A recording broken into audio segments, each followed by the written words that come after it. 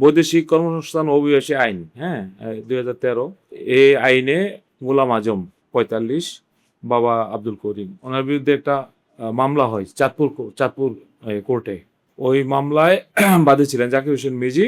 এটা একটা ওয়ারেন্ট হয়, ওয়ারেন্টটা আমাদের থানায় আসে, যেহেতু তার ঠিকানাটা ছিল পল্টনের। আমরা তাকে খুঁজতে থাকি। এটা আমাদের আসছে মে মাসের দিকে লাস্টে।